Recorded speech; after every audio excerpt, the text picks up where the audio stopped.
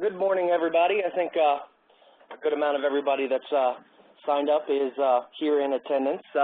Welcome to the latest Case Manager and Intake Procedures. This is the Core Features training class. That's going to cover new features for the new PHMIS version 4.0 release that's coming out. In the Core Features training, we're going to cover the basics associated with the HMIS system in regards to client intake, assessments, program-based processes. That's directed basically at case workers and case managers, intake personnel. This training does have a lot of information, and the whole release has a whole bunch of information. We tried to jam-pack as much as we could into the training, but what we've done is created a whole bunch of system feature guides that we're going to make available before the training that we're going to kind of show at the end of the training that has a bunch of information on each individual feature, and we definitely recommend everybody taking a look at them as well when the new system gets released. A little bit about the training. I know it's scheduled for 3 hours. We're probably going to keep you here a little bit longer.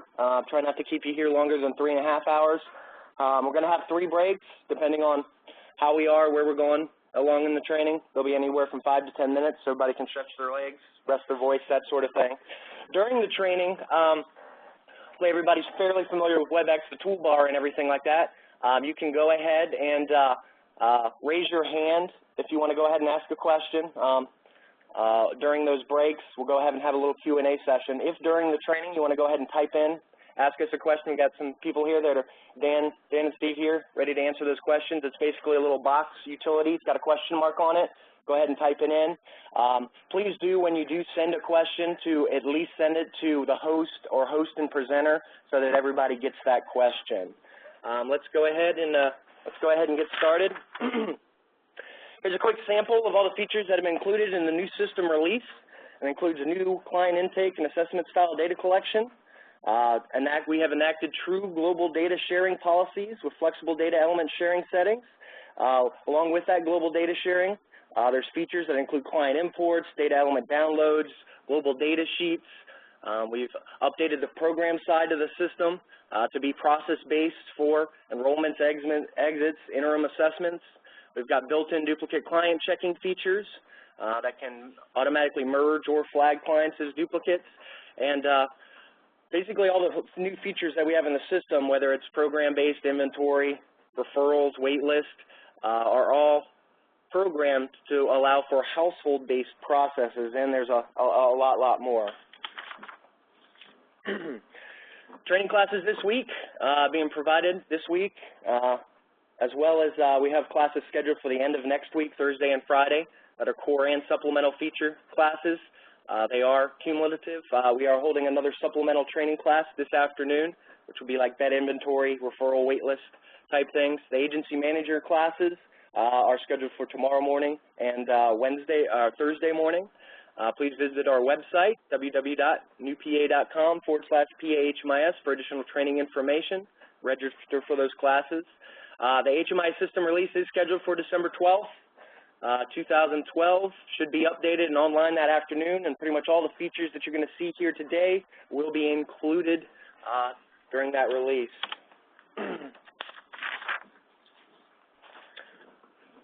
Some system data collection guidelines. HUD requires the use of an HMIS system or compatible database for data collection of all ESG, COC, SHP, and Shelter Plus Care programs, as well as other state and federally funded homeless programs. HMIS system does now support data collection for victims of domestic violence. We'll talk about that throughout the training. However, any victim service provider, as defined by VAWA, whose primary mission is to provide services of victims of domestic violence, dating violence, sexual assault, or stalking, are still prohibited from entering their client data into HMIS system per applicable federal laws. As you can see here, here's kind of the jam-packed core features class agenda. We'll kind of go over the domestic violence features, security protocols, new intake methodology. Another big one's introduction to assessments, basically replace the old program-specific data element way of doing things. New client consent forms for sharing, as well as we have a whole bunch of new client management tools such as a global data sheet and the duplicate client checking that we'll go over. The start page, when case managers, intake workers log in. This is basically the screen that they will see. It's kind of like their home page with a whole bunch of features on it. Still got your gold action menu, still got your caseload, programs and sites, but as you see, which will mostly be covered in the supplemental feature, we've got referrals and waitlist sections, feature screens, as well as inventory. A couple global features. Before we continue on, the system does still have that log out feature. When you're done with the system, you do need to remember to hit the log out button located at the top, right above, top left-hand side of the system, above the action menu. When you are finished, failure to do so could result in being locked out of the system for up to 20 to 40 minutes. We have designed some extra system features to kind of scan those that are locked and have been out of the system to try to make that a little bit better. That's why it differs between 20 and 40 minutes. But if you do try to log in and you get a "you are logged in" message, that means your account is locked. You can do one of two things: wait for that 20 or 40-minute threshold, or if it's normal business hours, go ahead and contact myself or Steve. Give us a quick call or email. We can get you back in the system probably about 15, 20 seconds. It's not hard at all. Also, all required data elements are denoted with these gold balls throughout the system. Anytime you're going through a process and you see them, you will need to fill out those elements or pick the selections for those fields before the process can be completed or you can move on. Victims of domestic violence.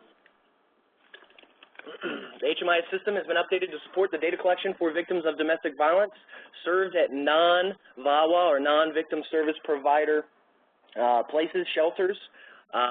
System has implemented provisions to allow for the rapid and mandatory identification of these clients, includes for those identified increased privacy measures to ensure their identities and personal information are only accessible by authorized personnel. Those clients that are tagged as domestic violence clients, when we say authorized, that's either you're an agency manager at the agency, you will have access to them, as well as, you know, if you're a case manager or intake worker, that client must be directly on your caseload. That's what we mean by the term authorized personnel. Every client entered in the system will need to complete an initial domestic violence assessment prior to creating a global data sharing policy. And we'll cover that during our assessment area as well. So new client intake methodology. While program enrollments were made tied to providing services to homeless persons, the system has evolved to allow the data collection of a wider spectrum of individuals. The system not only supports the entering of non-homeless persons into the system, but we highly recommend entering any person that your agency interviews or works with into the system. Even if your agency does not directly provide a person with homeless services, it still recommends entering them into the system, create a profile, enter assessments for future tracking purposes, or even for collaborative referral or waitlist opportunities. The system, we've kind of, with a push toward more community-based collaboration, in the past the system was more centered around homeless programs and everything was about programs. We've kind of evolve the system to allow for more data collection surrounding just the client itself, and that's kind of where we've moved with these assessments. And with that, we kind of had to evolve the system, especially on the client profile, to allow for partial collection of data for purposes that include outreach tracking, collaborative referrals, eventual eligibility and determination. Now, permission to enter client data in PHMIS is implied and requires no written or verbal consent. However, each partner agency is required to create and maintain a privacy policy that includes that organization's storage, usage, and intent of all client data collected, which includes information entered into the system. Now, while a client consent form is required to be reviewed and signed by all clients prior to enacting a global data sharing policy, it is not necessary to enter a client into the system, and allows for a number of data collection options prior to that point. That's why we now, as you'll see, allow partial collection of the profile and allow assessment style information such as health, income, benefits outside of a program that you can just simply attach to the client. Now, data sharing policy is required for every client prior to enrolling them into a program, which of course then requires an accompanying client consent form. Finally, all agencies are required to post a privacy notice that includes the reason for data collection and additional data sharing or collection rules, such as like implied consent to put their data into the system. And we just wanted everybody to know about these general rules, and we'll cover this in more detail during the actual agency manager class. The new entry tool, going to kind of go over putting a new client into the system and all the features that surround that. We do still have the single client creation tool called New Client, highlighted on the action menu. It is the single point for entering a new client in your system or into your agency. However, prior to entering a new client, the system still requires a search lookup to be performed to ensure no duplicates exist within your agency. Once you click on that selection, it basically brings up a search grid that basically breaks up the different identifying fields, social security number, last name, first name, that sort of thing. We do recommend putting in as much information as you have about the client as possible. Greatly reduces the system bringing up multiple choices. And also, we think that doing a simple search before you put a new client in the agency will greatly reduce additional data entry when you find out that there's duplicates and you have to deal with them, as well as being able to reuse clients that are already there. With the system as it was restructured about 8 or 9 months ago, only one client profile per agency is needed for proper data collection. Basically, once that profile is in your agency, all personal information, assessments, program enrollments, all are collected and added to this single client profile. Now, when doing searches, we have a couple different pieces of information that could come up. Basically, it's an agency search results, and now with the introduction of the true global data sharing, you could find global search results as well. If any agency search results are found, and those are actually client profiles that are directly within your agency that you've entered in and are accessible by you, they'll be in this first grid here and the familiar gray record to see if there's any matches there. Now, if you do find an agency match, if any do come up, we do definitely recommend for you to take a look at it, see if that's the person you're actually looking for, and if it is, to reuse that client profile, update any new information, and go on your way with whatever data collection process that may be. Now, the new part of the system with the global sharing, the system during a lookup will simultaneously perform both an interagency search as well as a full system-wide search and return any global client matches that it finds down here in the global search results. Now, as you see here, it has pretty much a lot of the same information, but it will be kind of highlighted in this powder blue, and basically it'll show any clients that have shared data throughout the system. Now, if you've had agency clients that have shared data, they'll probably also show up there as well, but it'll also show, clients that have visited other agencies as well. Now, with a quick note here with the global search, since it's searching the entire agency, it's important to know that if you do really generalized searches, like just put in the last name of, as you see on the slide, like Smith or John Smith, that could bring back a whole lot of global searches, especially if it's something really generic. So we do recommend to limit those global searches to try to put in as much information you have about the client as possible. Now, to find some more information about the global searches, if you're trying to put in a new client, you go, well, the agency guys aren't the people that I'm looking for, but you look at the global searches, you say, hey, well, that guy could possibly be the person that I'm serving and everything. You can click on the global profile, and the system will actually bring up a big read-only profile, as you see here. Kind of hard to see in the slide form. It looks a little better on in the system screen. And it could show some, all, partial information, and it's basically all the information this client has shared throughout the system, and they could be pieced together from a single agency in the system, or it could be put together from 4 different agencies depending on how many the client has visited. And it can basically, you can kind of take a look at this and deem whether this is the client that you're actually looking for to put in your agency. Now, also down at the bottom, we have a feature called Import Client to Agency that basically allows you, if that's the client you're looking for, to actually import this information into your agency and create a brand new client profile. Now, we'll kind of visit that a little bit after we talk about the new client entry process and kind of come back to this. Now, depending on your search results, which may or may not return anything, the system will provide for the ability to create a brand new client by enabling what we call, the create new client button, and that's pretty similar to the old system.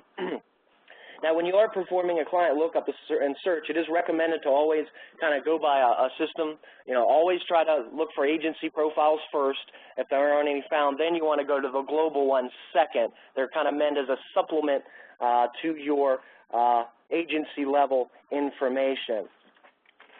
So once you actually click on the create new client, actually before we get into that, just one little note, the client lookup tool that's also available that can provide just general searches for it.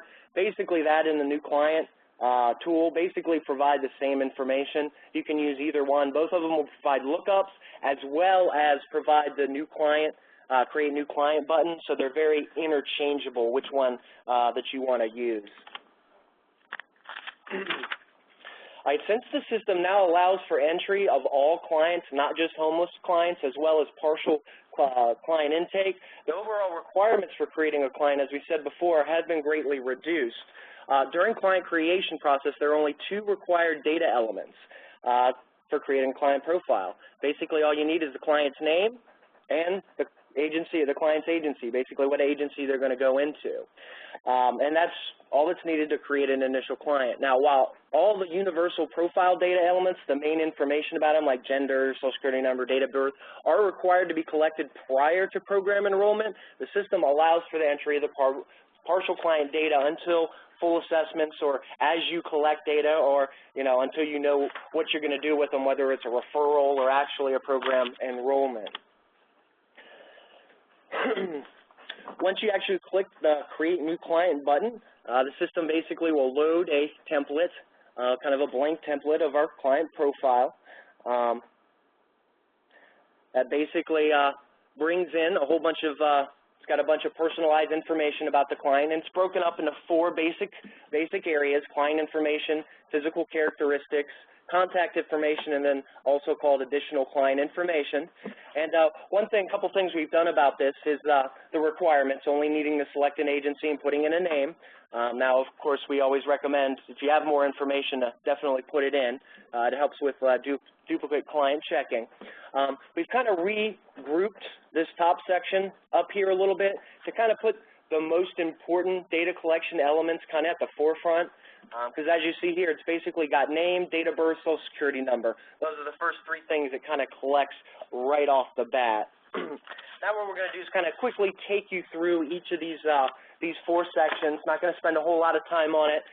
It's pretty straightforward. You ask the client for the piece of data, and you pretty much either type it into an empty text field, or you select from predefined selection list. The agency here, you select. Usually most intake workers, case managers, are associated to one agency, so they'll have one default selection. You enter in basically the name. Now the date of birth and social security number, they do have a little bit of configuration there. With these selective values, basically it's called data quality type. That also needs to be selected when you enter in a date of birth or social security number, because the system does allow for the collection of partial information. Now, if you have the full date of birth or full social security number, basically that's the selection you want, and the system will expect, the full information to be put in. But if you have a partial date of birth, approximate date of birth, make sure you select it, as well as a partial social security number. Make sure you select that as well. Physical characteristics, pretty straightforward, holds, height, eye color, and then ethnicity, race, and gender. Pretty much you just select them from the HUD-defined, predefined list on the screen. Additional client information, this is kind of, I guess what we call kind of the hodgepodge of information. We kind of put a bunch of different information into this section. Includes maiden name. It's got some state ID fields, primary language. Then it also has what we call the current housing status, as well as the veteran status is down at the bottom here. Now, just a note about veteran status. If you select no, that's all that's going to be prompted there. However, we've also now placed the actual military history collection, which basically collects information about veterans' service areas, particular information about their military stay. So if you do select yes with veteran status, the system will actually open up basically a screen for the military history to fill it in and collect that information there. Contact information. This is the final client profile screen.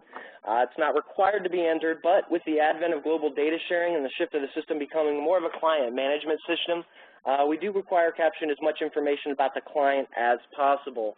Because we've had people in the past kind of say, well, why are we collecting contact information? Well, in the past it wasn't so as important as it is now, especially since information is going to be broadcasted everywhere.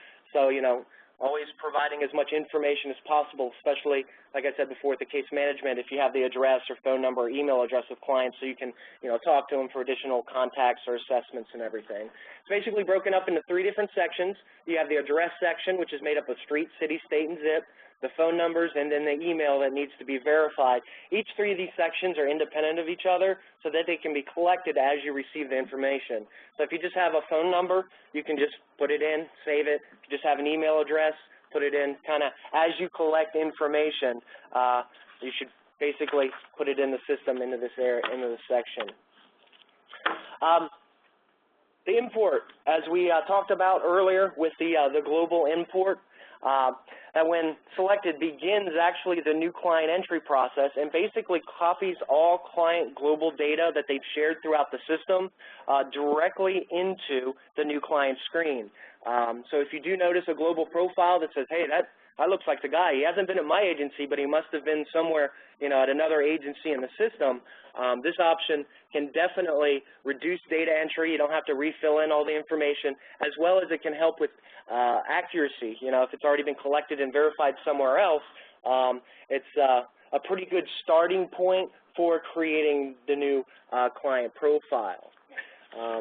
Now, when you do a global client import, the system analyzes the imported data, and any client that has any data elements that are deemed what we call not 100% match across all contributing clients will display the following message. And any of those data elements that we see as not 100% match across the entire system will be highlighted here in yellow. Now, when we talk about not 100% match, basically how a global profile is created is agency clients, when they share their information, it kind of gets uploaded to kind of a global profile that matches like clients visiting different agencies altogether. Now, we use basically an algorithm to determine what's the best information for that client to broadcast down. Now, we kind of use a calculation of, you know, the most recent data collected, the most complete data collected, as well as kind of what we call a majorities rules, a majority rule kind of calculation to try to provide everybody with the best information from what's been sent up to the global profile. So any one of those that have conflicting information, so if one or more clients sent up information like with veteran status, some had yes, some had no, that's when we're going to say, hey, we're not positive. Here's what the best answer we think it is. So any of those data elements that you do see like that, we just want you to be conscious of that to, you know, double check them to make sure that they're exactly what you want when you create the client profile. Now, once you're happy, whether creating an agency client or importing a global client profile, basically you just hit save, save and next on the bottom of the screen to complete the process. However, the system still does have duplicate client checking during the client creation stage. The system will check basically your agency. It'll go through, you know, whatever information you've entered, it'll go and try to find another match within your agency, and it can return with basically 2 different the matches, either a full match or what we call a possible match. If the system does find a full match, which is basically a name and a full 9-digit Social Security match, the system will basically flash this message on the screen, find with the Social Security number you enter already exists, and it'll automatically merge the 2 profiles. They'll basically take the existing one and the new information that you've entered in and kind of give you the best match of the data on the screen, and it allows you to kind of look over that information, hit save, and kind of saves you the trouble of going through any kind of duplicate checks later. Now, With the possible match, what the system basically does is it kind of does a matching of a name as well as either a date of birth or a gender match. We'll display what we call possible matches, and the system will basically kind of show you a little grid up at the top of the screen, because it could be 1, it could be 5 possible matches if there's, you know, generic information entered like John Smith or something like that. And it basically asks saying, hey, can you please, if this grid does come up, we do recommend you take a look at that grid, make sure, you know, that could be the person you're looking for. If that's the one you want, basically you click on them, and it'll basically take that client, put them on the screen, and do that client merge with all the data as well. However, if you look at it and you go, well, that's, I'm positive those aren't any of the clients that I need to create a brand new client, you basically just hit save again, and the system will create a new client in the system. DV, privacy protection. Throughout the system, there's going to be a whole bunch of domestic violence client, privacy security protocols, because we basically need to protect this information from unauthorized users. Now, during this time, if the system finds either a full or a possible match, and one of those clients happens to be flagged as a victim of domestic violence, and you as a user aren't currently authorized to view that client, the system will do 2 different things depending on whether it's a full or a partial match. If it's a full match, the system will basically splash a message saying, hey, a client with that social security number that you entered does exist in the agency. However, it has restricted access due to privacy concerns. Please contact your agency manager to basically work on the issue. Kind of similar with the possible matches. As you can see here, this is basically like the possible match grid that comes up. If any one of those possible matches is a victim of domestic violence, and again, you don't have access to them, instead of showing their information, it'll basically show a line that says privacy protected with the client ID, and basically splash up this message here. Now, during the time, if any case manager or intake worker sees this, we definitely recommend that you go and talk to an agency manager to either have them take care of the problem, so give them the client name or the client ID so that they can look at it and see if they are a match or not, or place that client on your caseload so you can continue with that process. Okay, households. Now we're going to go into the actual households, and actually not a lot has changed with households. It's pretty much the same processes, so our existing users should be familiar with all this. All clients that are presenting as a group, which is 2 or more persons, regardless of the program, must be manually entered into a household. It's basically the way to group like clients presenting for services together for all programs in the system. We do recommend using a specific housing convention, like head of household, last name plus the word household. Basically make it easier for when you're searching for households later in the system, you have some keywords to use. Now, households can be configured in a couple ways. One is from the client profile, using what we call the household profile tool, or by using, the system does have a number of standalone tools, like new household lookup that can be used as well, and we'll kind of cover each of them briefly in the next couple slides. This is the profile household tool that's available when the client is created, as well as it's always available on the profile as long as they're not in a household. I actually made that change about 6 or 8 months ago, and we're actually really glad that we did that, because a lot of people have used this very successfully. And it provides 1 of 3 options when you're creating a household, or creating a client, or basically you want to configure a household for a client. The none option is basically that. It means nothing's going to happen, and that's the default option. Nothing's going to happen with this person in a household. They're going to remain a single. If you want to create a new household on the fly and put this client in it, basically you select new. The basic system will kind of open up, provide fields for you to enter in. It requires basically for you to enter a household name, the new household name, as well as entering in the join date and the client's position in the household.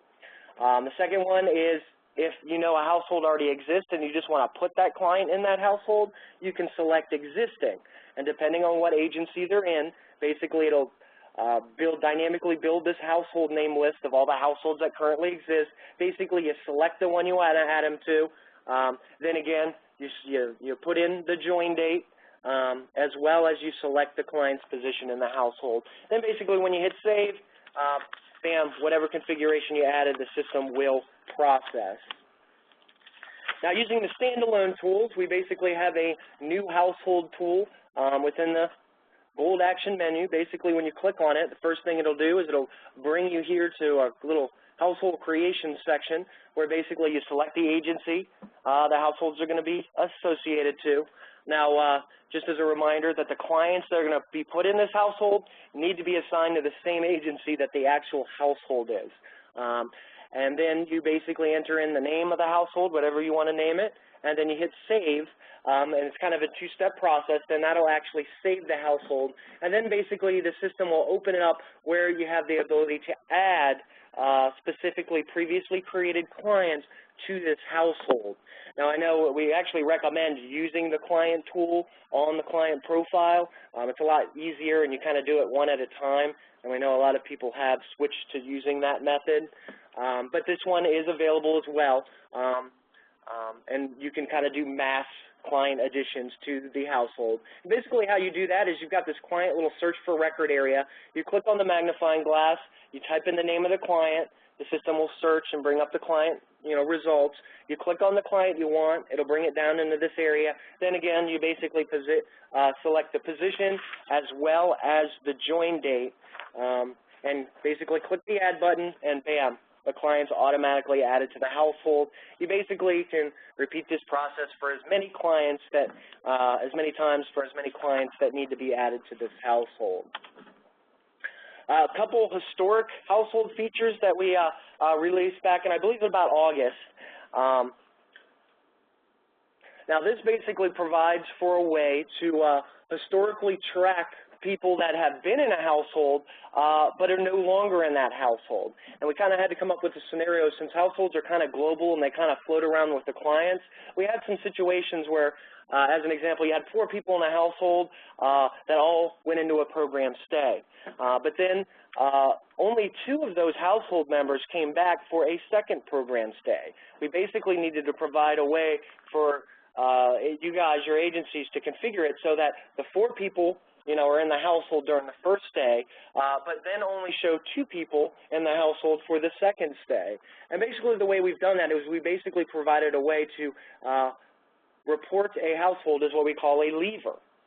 So to do that, you basically select on them, hit the leave button, and the system basically will ask for a leave date. And basically, as you see here, you basically have a join and a leave date, and that's kind of like a time frame of which that client is going to be reported as being in that household. Now, we also have a delete, which basically you can use that if you accidentally put them in the household and they shouldn't have been in there, usually when a mistake was made, to get rid of them. Now, a couple notes since we kind of have the join date and the leave dates up here. Since we've enacted this historical household tracking, we've had to be a lot more, I guess, literal with how we look at these household dates, because the system basically needs to look at these household dates in conjunction with program entry and exit dates to determine, since pretty much all the reporting is heading toward household type thing, are they adult and children, adults only, children only households on the reports. That's why this is very important to be aware of these, especially the join dates, when you are enrolling clients into programs, to make sure that all the clients that are in the household during the program stay have the proper join dates. Just want to make sure everybody knows, be aware of that the system looks at that very literally for reporting. Now, once a client has been placed as a former or as a leaver, we call them former household members. When you view that household, you'll see the current members, which are currently in the household, and then the former members are people that were in the household, but only for a specific time range. We also allow options here, either restore and delete. Basically, a restore puts that person back in the household. If you went, oh, I put him as a leaver, but I messed up. He actually didn't leave the household. I need to put him back in. You can use the restore option. Or again, if that person should have never been in that household in the first place, we do allow a delete feature there as well. So a lot of flexibility with tracking households within the system. Another domestic violence victim note, keeping and ensuring the clients that are marked as victims of domestic violence are personally protected in the system. We have enacted measures from a household perspective as well, because there can be certain clients that are victims of domestic violence that have household members that may not be victims of domestic violence. While it might not all, be as happen as often in the real world, it could happen, so we had to program for it in the system.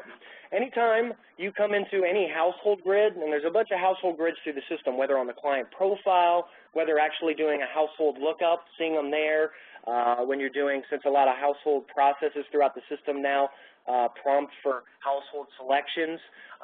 Anytime a user is looking at a household grid and they don't have access to a specific client that is a domestic violence victim, you'll see this line that basically is a privacy protected line here. That means there's a client that's attached to that household, but that user does not have access for it. So be aware of that. And if you do come across that, you can bring it up with your agency manager. Tell them the household, the clients. They should be able to look into that situation and be able to deem what the best situation is, whether to put those clients on your caseload or whatever needs to be done.